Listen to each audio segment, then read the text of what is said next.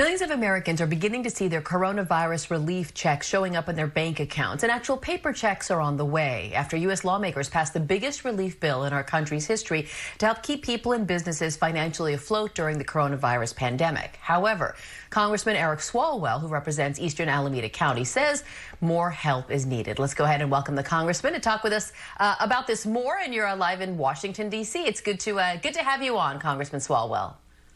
Thanks so much, Keisha, for keeping the news going during these tough times. Of course, of course. Let's first talk about this op-ed that you wrote. You say that more help is needed, and not just financial help. That's right. First and foremost, we can solve the financial problems if we get healthcare workers their personal protective equipment, if every American who has symptoms can have access to a free test for COVID-19, and also if we can mass distribute the tests that tell us if you have the antibodies because you had COVID-19 but did not know it. Those are the people that could go back into the economy, back to the hospitals quicker than anyone else. And so that is first and foremost. I have all the confidence in the world that we are resilient people. We can lift ourselves up economically, but we have to take care of the sick first, prevent the hospitals from being overwhelmed. That's how we get this economy back on track.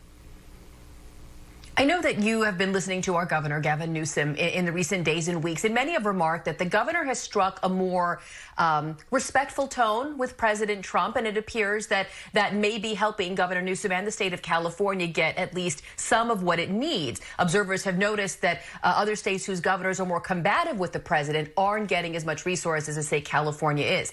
In your op-ed, in one sense, you use the phrase serial presidential grifter and corrupt instincts. Do you think taking this combative tact in your op-ed against the president will be productive to you or the people you serve? Well, it's being mindful of the prior corruption president has shown. He was impeached, after all, for shaking down a foreign leader. I agree the governor's approach is the correct approach, but I'm also a part of a body that is overseeing $2 trillion in funds, and the president had asked to be able to distribute $500 billion without any oversight, any guardrails at all. And thankfully, under Speaker Pelosi's leadership, we put those guardrails in place. And so we have to protect the American people's taxpayer dollars. And so I'll work with the president where we can, but I'm also a former prosecutor, Gates, and I know that a leopard oftentimes doesn't change its spots. And in times like this is where sometimes the worst fraud and abuses can take place. WHO failed in this.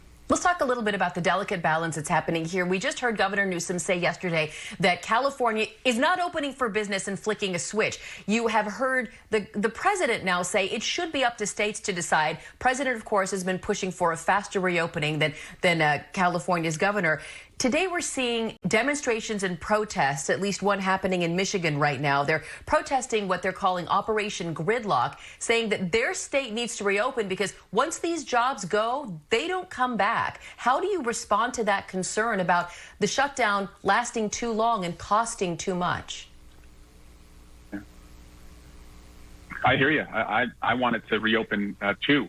And I call our public health officials, our hospital administrators, and the governor's office almost every day to ask, when can we reopen? And what I've been told is that the places that have sheltered in place and see the hospitalization cases go down, those are the places that will open up the quickest. And it will not be the flipping of a switch, as you said. Actually, just as we phase into physical distancing, we will phase out of that. And so what that will look like, just for argument's sake, will be restaurants at reduced capacity, non-essential workers being able to go back to work, but wearing masks and following physical distancing requirements.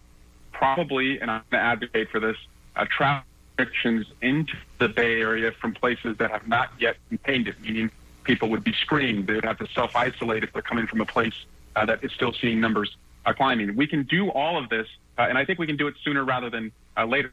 Heartened that the governor is a business owner. He's someone who has run restaurants before. He knows how hard they've been hit and how eager they are to step up and open their doors again. And no one wants to be at home right now, but we don't want to be back into this just as quickly as we came out.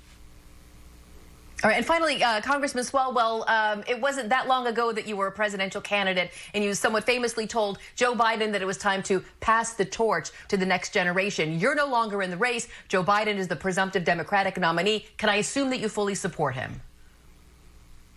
I do fully support him, and when I got out of the race, he was the first person who called me, and he made a promise to me. He said that if he is president, he will pass the torch and enable other younger leaders to step up and lead, and I'll take him at his word on that. And I do believe his experience handling the Ebola crisis and just his experience in government is something we need right now. Public health and government competence is on the ballot, and I think that's why he will be the next president.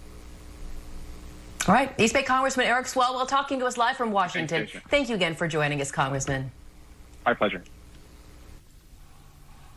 Hundreds of healthcare workers in